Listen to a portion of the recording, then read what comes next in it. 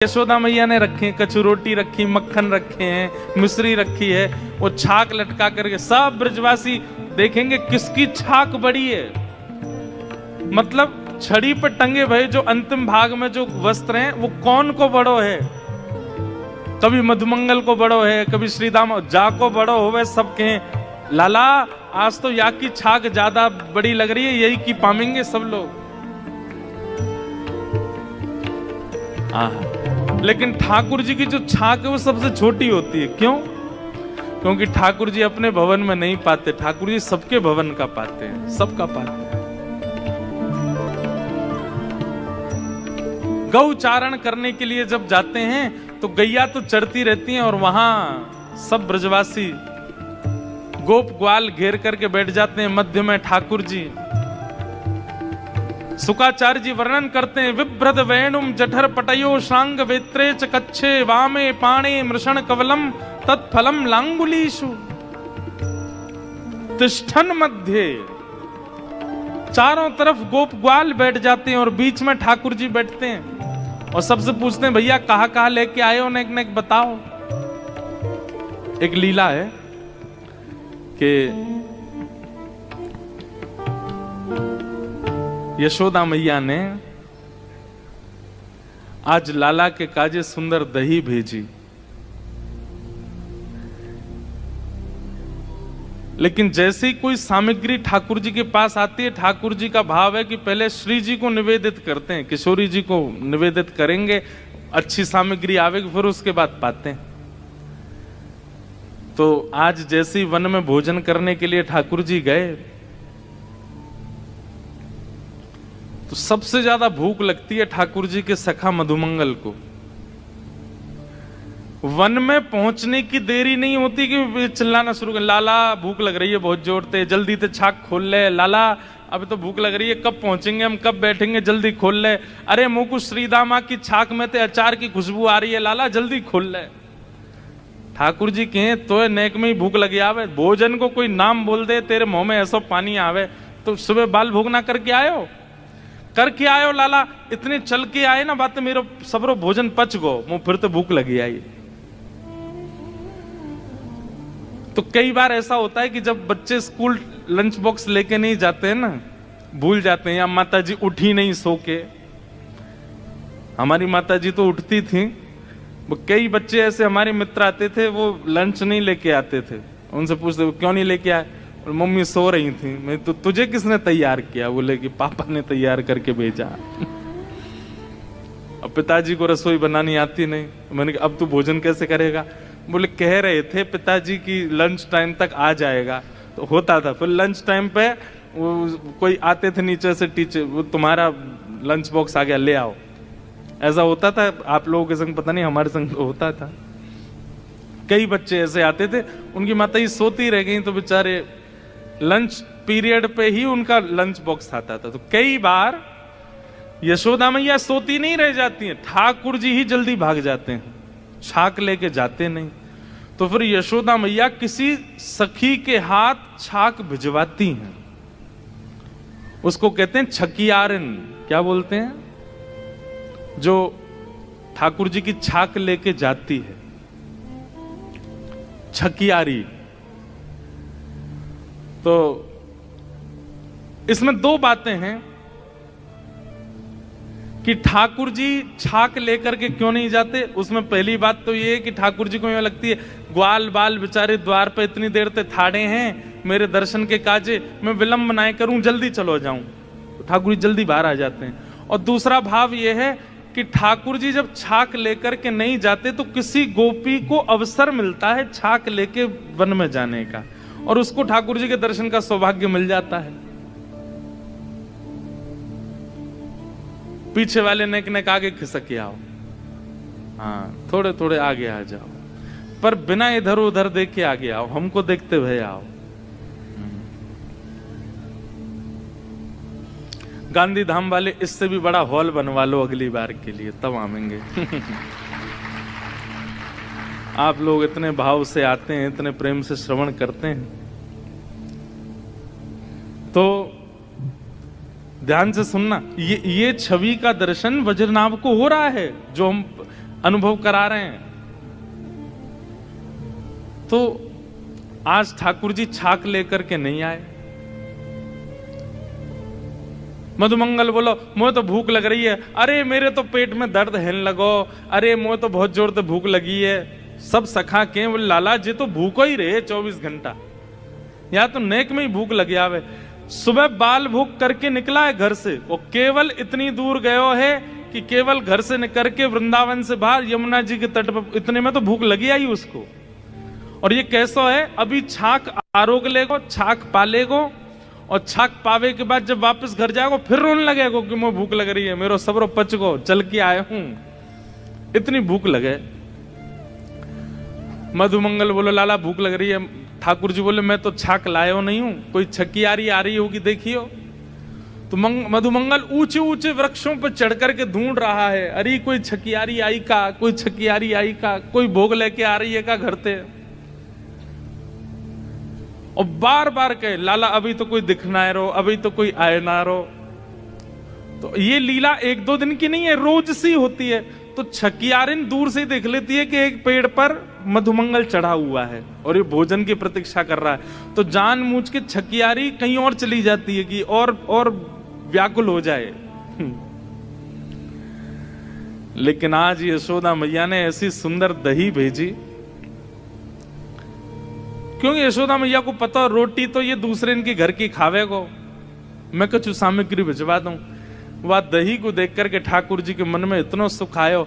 जैसी छकियारी आई, मधुमंगल नीचे आगो, आकर के लड़न लगो, हेरी तो इतनी देर लग गई, इतनी देर लगो करे, हम यहाँ भूखे बिलबिला रहे हैं, भूख लग रही है, लाला बेचारो भूखो बैठो है। ठाकुर जी बोले सांची बोले कर, कोई और भूख ना लगी, यही लग रही है सबसे ज्यादा। लेकिन दही का रूप रंग देखते ही ठाकुर जी बोले ये तो पहले श्री जी को पधरानी चाहिए। और तुरंत मधुमंगल के हाथ से ठाकुर जी ने दही ले ली। बोले सुनो बैठो यहीं पे। बोले लाला कावे हो? बोले तो पता है हमारे ब्रज में एक वृक्ष है। बोले तो वह वृक्ष के नीचे सामग्री धरवे थे, वृक्ष में थे अमृत बिंदु गिरे, वो अमृत बिंदु गिरते ही भोजन जो है का अमृत तुल्य है जाए, वाकु पावे के बाद में युवावस्था बनी रहे। मधुमंगल बोला अच्छा लाला। फिर बोले नेक देर प्रतीक्षा कर, मैं यहां में अमृत बिंदु डलवा के लाऊं। अरे लाला हमारे तो प्राण ही निकल जाएंगे, तू कहां जाएगा? ठाकुर जी बोले तू बैठो रहे मैं जा। बोले हम ले चल। बोले ना है एक ही व्यक्ति जा सके, ज्यादा जामे तो अमृत ना निकले। अच्छा ठीक है लाला चलो जा। ठाकुर जी लेकर के दही सीधे पहुंचते हैं गिरिराज जी, और गिरिराज जी में जाकर के श्री जी को पवाते हैं, श्री जी के संग छाक लीला करते हैं। ठाकुर जी कुंज और निकुंज दोनों में एक साथ लीला कर लेते हैं।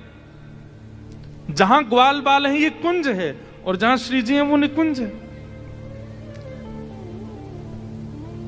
भैया कोई चिल्ला करके मत बोलो, पीछे से कथा चल रही है ना, धीमे धीमे बोलो। सब लोग इधर देखो। श्री जी को जाके पवा दी। श्री जी ने खूब प्रेम से पाई, और जब श्री जी ने भोग लगाया ठाकुर जी बोले अब दे दो, अब लेके जाऊं यह। और जैसे ही आए वापस आकर के सब ग्वाल बाल मचल रहे हैं। बोले लाला भूख लग रही है, जल्दी बैठ जा आए के। ठाकुर जी बीच में बैठ गए, चारों तरफ ग्वाल बाल सबको प्रेम से पवा रहे हैं ठाकुर जी। तो हमारे अष्ट सखा गाते हैं आज दधी मीठो मदन गोपाल, ऐसो दही हम कबहू न चाखो, सुन गोकुल के नाथ। लाला सांची कह रो तू हम बढ़िया वारो अमृत दिलवा के लायो है, ऐसो मीठो तो हमें कभी मिलो ही नहीं है। क्यों? श्री जी का अधरामृत है। आज ठाकुर जी इतने प्रसन्न हो गए कि ये मधुर सामग्री लाकर के देने वाली वो छकियारिन कौन सी है उसको ढूंढो, क्योंकि उसने श्री जी के अधर से हमारे छाक को पहुंचवा दिया। आज उसको इनाम मिलना चाहिए। तो ठाकुर जी जब लौट करके आए हैं तो उस छकियारिन को ढूंढ रहे हैं। यशोदा मैया से कह रहे मैया आज तूने कौन सी गोपी भेजी छाक लेके? तो मैया बता रही है वो गोपी। तो ठाकुर जी उसके घर गए, और जैसे ही उसके घर गए हैं वज्रनाभ इस लीला का दर्शन कर रहे हैं। आहा सावर सखी बड़ी बड़ भागने, सावर सखी बड़ी बड़ भागने, सावर सखी बड़ी बड़भागनी, सावर सखी बड़ी बड़भागनी, जिन हरि कंठ लगायो,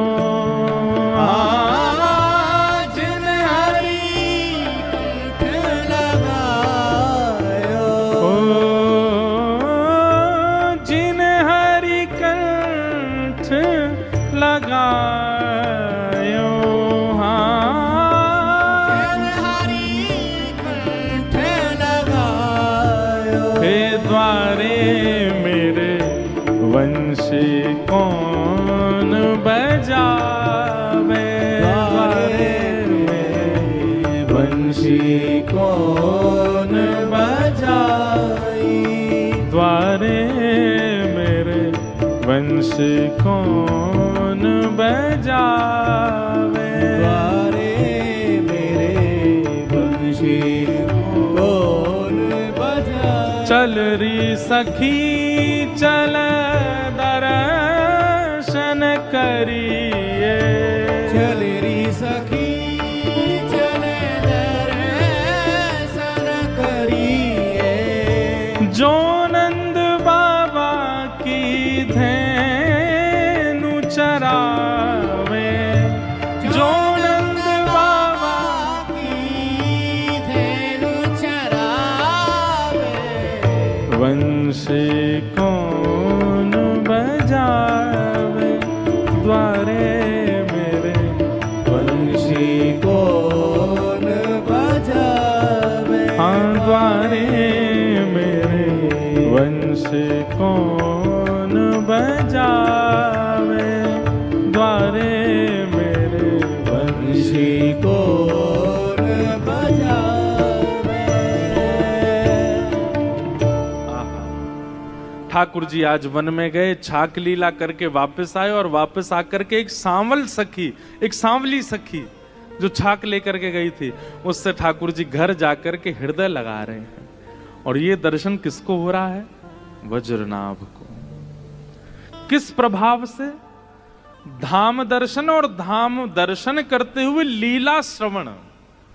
धाम दर्शन और लीला श्रवण ये दो साधन किए हैं और इनका परिणाम क्या हुआ कि रूप का अनुभव होने लगा, दिखने लगे ठाकुर जी। जिस वृंदावन में कोई नहीं दिख रहा था वज्रनाभ को, उस वृंदावन में लीला दिखने लगी, गली दिखने लगी, चौबारे दिखने लगे, अटारी दिखने लगी, सखियां दिखने लगी, लीलाएं दिखने लगी। सांडिल्य मुनि के चरणों में प्रणाम किया, बोले भगवान सब आपकी कृपा। तो ये भजन का रूप है। सबसे पहले तो धाम जाओ और धाम में जिस स्थान पर जाओ उस स्थान की लीला श्रवण करो। आप गोवर्धन गए हैं परिक्रमा लगाने, लेकिन गिरिराज जी की लीला नहीं सुनेंगे तो परिक्रमा का कोई फल नहीं मिलेगा। फल तो मिल जाएगा, लेकिन फल चाहते हो वो बात अलग है, पर प्रेमी लोग फल नहीं चाहते। प्रेमी लोग तो केवल प्रेम आस्वादन चाहते हैं। तो इसलिए गिरिराज की कोई लीला सुन करो वहां बैठ करके। राधा कुंड गए तो राधा कुंड की लीला सुनो, कृष्ण कुंड गए तो वहां की लीला सुनो, नंदगांव गए तो वहां की लीला सुनो।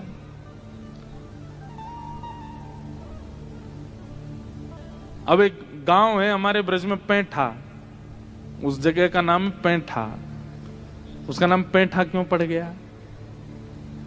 बोले जब भगवान श्री कृष्ण वृंदावन से लीला पूरी करके मथुरा गए तो भगवान का ऐश्वर्य रूप मथुरा चला गया, लेकिन श्री कृष्ण चतुर्भुज रूप धारण करके वहीं बैठ गए। तो गोपियां दर्शन करते ढूंढती ढूंढती जा रही थी, कृष्ण कहां है, श्याम सुंदर कहां है। तभी उन्होंने एक जगह देखा 4 भुजा वाले ठाकुर जी बैठे हैं। तो 4 भुजा वाले ठाकुर जी वो स्वयं कृष्ण ही हैं, लेकिन 4 भुजा थी। तो 4 भुजा देख करके बोली, अरे कोई देवता बैठो है हमारे ब्रज में, या तो प्रार्थना करके यूं कह दो कि 2 भुजा वालों कन्हैया हमको दे दो। ऐसी उनकी निष्ठा 2 भुज ठाकुर जी में कि 4 भुजा वाले श्याम सुंदर से भी 2 भुजा वाले ठाकुर जी मांग रही हैं, हमारो मुरली वारो श्याम हमारो, मुरली वारो श्याम। चतुर्भुज भगवान बोले मैं ही हूं श्याम सुंदर, तो गोपी कह रही आप नहीं हो। विनवंशी वनमाल कंठिका नहीं पहचानत नाम। अरे दो भुजावारे और बिना वंशी के हम पहचाने ही ना ये कौन है। हमारो कन्हैया तो दो भुजावारो। तो ये गोपियां रोज जाती थी। कहां? बोले चतुर्भुज बैठा, और बैठा बैठा थी वो पैठा। वहां चतुर्भुज भगवान बैठे, इसलिए नाम पड़ गया पैठा। अब लीला धाम पर जाकर के जब चिंतन करोगे और नेत्र बंद करके उसका खूब निरध्यासन करोगे, तो धीरे धीरे धीरे धीरे धीरे धीरे क्या होगा, उस लीला में विस्तार दिखने लगेगा। और ऐसा भी हो सकता है कि आप किसी तीर्थ में जाओ, वहां की कथा ना पता हो, लेकिन आपके पहुंचते ही वहां की कथा अपने आप आपके चित्त में आने लग जाएगी, अपने आप जागृत होने लग जाएगी। यहां ये लीला हुई होगी, यहां ऐसा कुछ हुआ होगा। दिखने लगा वज्रनाभ को। लेकिन वज्रनाभ, सांडिल्य मुनि बोले अब तुम प्रसन्न हो, अब तुम खुश हो, अब दूसरा काम और करो वज्रनाभ। बोले क्या? अब तुमने ब्रज के धामों का तो उत्थान कर दिया, ब्रज में लीला स्थलियों को तो खोज लिया, अब ब्रज में लोगों को लाओ जो ऐसे रसिक प्रेमी हों, जो ब्रजवासियों के वंशधर हों, उन सबको ब्रज में ला ला के विराजमान करो। लेकिन वज्रनाभ ने कहा कि भगवान मैं लोगों को तो ले आऊंगा, लेकिन सबके चित्त में लीला प्रकट हो पाए ये संभव नहीं है। और सबसे बड़ी बात, मेरी 16,100 माताएं हैं, वे रोती रहती हैं कृष्ण विरह में, उनके लिए मैं क्या करूं? तब सांडिल्य मुनि बोले तो फिर तुम एक काम करो। बोले क्या? ठाकुर जी का एक विग्रह निर्माण करो और एक मंदिर में ठाकुर जी का विग्रह विराजमान करके उनकी आराधना, पूजा, सेवा प्रारंभ करो। जब रूप में ठाकुर जी सामने होंगे तो लीला सुनने में और सुख मिलेगा। तब कहां गए वज्रनाभ? कंस के कारागृह में, जहां भगवान श्री कृष्ण ने जन्म लिया। और कंस के कारागृह में जहां पर ठाकुर जी का प्रादुर्भाव हुआ, उस शिला से 3 रूपों का निर्माण किया, गोविंद देव, गोपीनाथ और मदन मोहन। सब लोग इधर देखो, ध्यान से सुनो। वज्रनाभ ने 3 रूपों का निर्माण करवाया। गोविंद देव, वैसे तो अनेक रूप बने, करवाते गए। कई सारे रूप ऐसे हैं जिनके ऊपर ऐसा प्रमाण है कि ये वज्रनाभ भगवान के परपौत्र ने ही निर्माण करवाए। पर प्रधान रूप से गोविंद देव, गोपीनाथ और मदन मोहन, इन 3 रूपों का निर्माण वज्रनाभ ने करवाया। किस लिए? कि व्रज में जब ब्रजवासी रहने लग जाएं, उनकी माताएं जो व्याकुल रहती हैं, वे सब इनका दर्शन करके सुख को प्राप्त होंगे। नहीं तो व्रज आके सब दुखी हो जाएंगे कि यहां से श्री कृष्ण चले गए, रोता विलकता छोड़ गए सबको। 3 रूपों का निर्माण कराया। फिर कालांतर में, भविष्य में ये तीनों रूप भूमिगत हो गए। तब चैतन्य महाप्रभु ने रूप सनातन गोस्वामी से कहा कि वृंदावन में वज्रनाभ भगवान के परपौत्र ने 3 रूप बनवाए थे, गोविंद देव, गोपीनाथ और मदन मोहन, और वो तीनों वृंदावन में भूमिगत हो गए। तुम जाकर के उनको प्रकट करो। तब विहरत निस दिन कुंज गलिन में, ब्रज जन मन सुख धाम।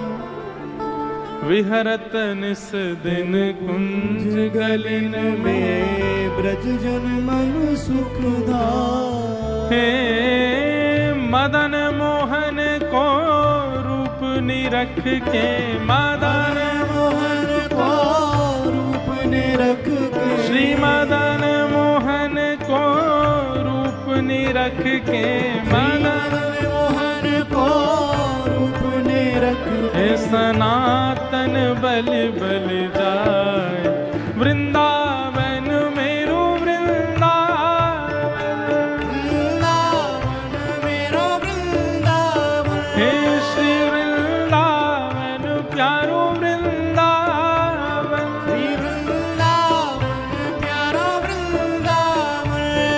इस प्रकार सनातन गोस्वामी को मदन मोहन जी प्राप्त हुए।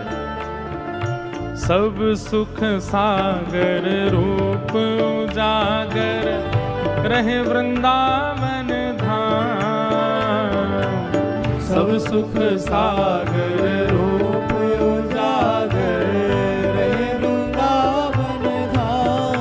हे रूप गोस्वामी प्रगट कियो जहां, रूप गोस्वामी प्रकट कियो हे रूप गोस्वामी प्रगट कियो जहां, रूप गोस्वामी प्रकट कियो राधा गोविंद रूप निधान वृंदावन मेरो वृंदावन, हे वृंदावन प्यारो वृंदावन, हे श्री वृंदावन मेरो वृंदावन, श्री वृंदावन प्यारो वृंदावन। रूप गोस्वामी प्रगट कियो जहां, रूप गोस्वामी प्रकट कियो राधा गोविंद रूप निधान वृंदावन मेरो वृंदावन, वृंदावन मेरो वृंदावन, हे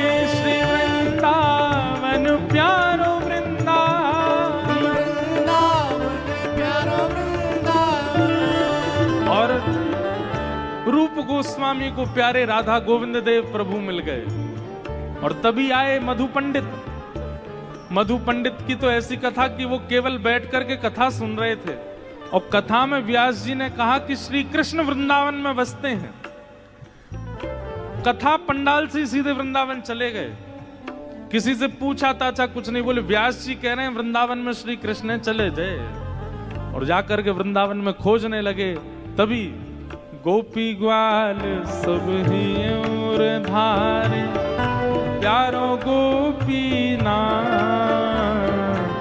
गोपी ग्वाल सब ये और धारे प्यारो गोपी नाम। हे मधु पंडित जिन कंठ लगायो, मधु पंडित जिन कंठ लगायो, श्री मधु पंडित जिन कंठ लगायो, श्री मधु पंडित जिन कंठ लगायो, जहाँ है रही जय जयकार वृंदावन मेरो वृंदावन, हे वृंदावन मेरो वृंदावन, हे श्री वृंदावन प्यारो वृंदावन, श्री वृंदावन प्यारो वृंदावन, हे श्री वृंदावन मेरो वृंदावन, श्री वृंदावन मेरो वृंदावन, ओ श्री वृंदावन प्यारो वृंदावन। श्री वृंदावन प्यारो वृंदावन। पर वास्तव में इन तीनों रूपों का निर्माण वज्रनाभ ने करवाया और उस शिला से करवाया जिस शिला पर देवकी मैया ने ठाकुर जी को जन्म दिया। भगवान की जन्म वेदी से निर्मित ठाकुर जी हैं ये।